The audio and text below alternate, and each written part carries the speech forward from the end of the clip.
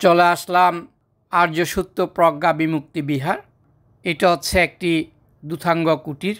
এই কুটিরের প্রতিষ্ঠাতা ও পরিচালক বদন্ত শিলানন্দ মহাস্তবীর দুতাঙ্গ ভান্তে। এই জায়গাটি হচ্ছে চট্টগ্রাম জেলাধীন রাউজান উপজেলার মহামণি পাহাড়তলী গ্রামের একটি নির্জন পাহাড়ি জায়গায়।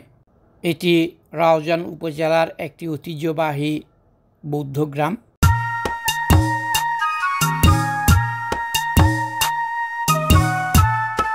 আর্যসত্য প্রজ্ঞা বিমুক্তি বিহার, এখানে যে সমস্ত দুথাঙ্গ ভিক্ষু তথাগত গৌতম বুদ্ধের অনুসারী ধ্যান সাধনায় নিমগ্ন থাকেন, যার কারণে এই ভিক্ষুদের কুটিরগুলো নির্জন পাহাড়ি এলাকায় হয়ে থাকে।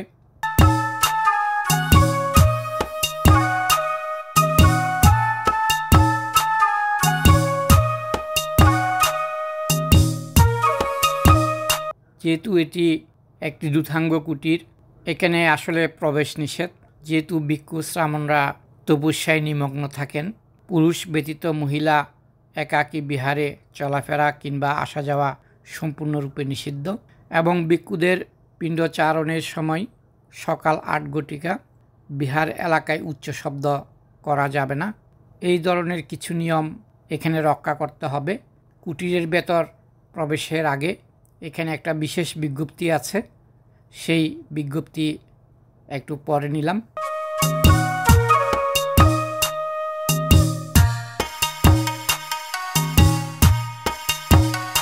আপনারা দেখতে পাচ্ছেন চারদিকে সবুজ পাহাড় জঙ্গল এবং এই পাহাড়ের মাঝখানে রাস্তা। আমরা আস্তে আস্তে সামনের দিকে এগিয়ে যাচ্ছি। দুথাঙ্গ সাধক শিলানন্দ ভান্তের বিভিন্ন জায়গায় কুটির রয়েছে।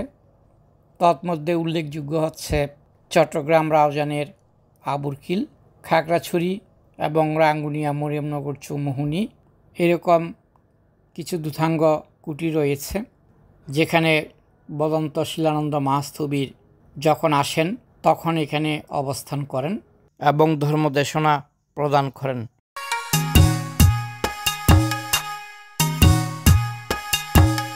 এলাকাটি অনেকটা পাহাড়ি প্রকৃতির, অনেক পাহাড়, সবুজ গাছপালা বেষ্টিত, খুবই নিরিবিলি। এখানে একটি বিহার স্থাপন করা হয়েছে, আর্যসত্য প্রজ্ঞা বিমুক্তি বিহার। এখানে একটা বুদ্ধ প্রতিবিম্ব বা বুদ্ধ মূর্তি রয়েছে। পাহাড়ি আঁকা বাঁকা পথ পেরিয়ে ধীরে ধীরে আমরা পৌঁছে যাচ্ছি ভান্তের কুটিরের দিকে। এখানে পূজনীয় দুথাঙ্গ ভান্তের একটি ছবি রয়েছে। এই ছবিতে ভান্তেকে খুবই জীর্ণ শীর্ণ দেখাচ্ছে। পাখির ডাক, মৃদুমন্দ বাতাস এখানে, যদিও বা খুবই গরমের দিন, তারপরেও এই মৃদুমন্দ বাতাস খুবই ভালো লাগছে। খুবই নিরিবিলি, যেখানে আপনি একাকী আসলে গা ছমছম করবে এবং ভয় লাগবে।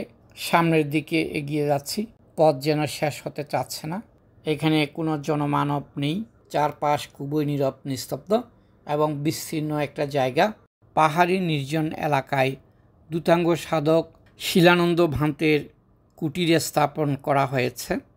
প্রাকৃতিক সৌন্দর্যমণ্ডিত, পাখির ডাক, হালকা বাতাসের শব্দ, সব মিলিয়ে অত্যন্ত নির্জন একটি জায়গায় এই শিলানন্দ ভান্তের কুটিরে স্থাপন করা হয়েছে, যেখানে আমরা আস্তে আস্তে প্রবেশ করছি। একটি অনন্য সাধনার স্থান দুথাঙ্গ সাধক শিলানন্দ ভান্তের কুটির। পাহাড়ি উঁচু নিচু পথ পেরিয়ে আমরা ধীরে ধীরে পৌঁছে যাচ্ছি ভান্তের কুটিরের দিকে। এই কুটির স্থাপন হয়েছে বেশি দিন হচ্ছে না। বদন্ত শিলানন্দ মহাস্তবীর দুথাঙ্গ ভান্তের এই কুটিরে প্রবেশ করব।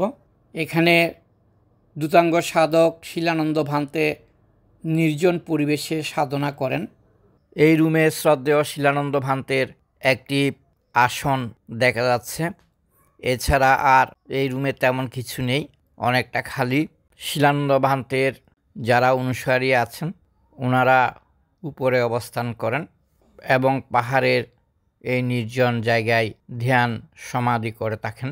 এই পথের প্রতিটি পদক্ষেপে মনের ভেতরে তৈরি হয় এক ধরনের প্রশান্তি। শান্ত পরিবেশ, পাহাড়ি গাছপালা আর মনোমুগ্ধকর প্রকৃতি সাধনার জন্য আদর্শ স্থান করে তুলেছে।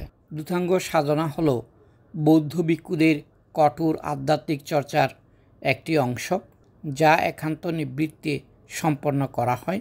এই স্থানের নীরবতা, প্রকৃতির অপূর্ব সৌন্দর্য সাধকের মনকে স্থির করে তোলে। এখানে শুধু ধ্যান, প্রার্থনা এবং আধ্যাত্মিক চর্চার জন্য একটি শান্তিপূর্ণ পরিবেশ তৈরি করা হয়েছে। যারা আধ্যাত্মিকতার সন্ধানে আছেন, প্রকৃতির মাঝে নির্জন সৌন্দর্য উপভোগ করতে চান, তাদের জন্য এই স্থানটি নিঃসন্দেহে একটি অনন্য গন্তব্য। এখন প্রায় সন্ধ্যা হয়ে আসছে, আমরা এখান থেকে বিদায় নেব।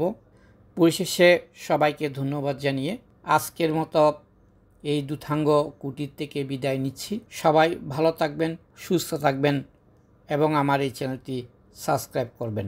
ধন্যবাদ সবাইকে।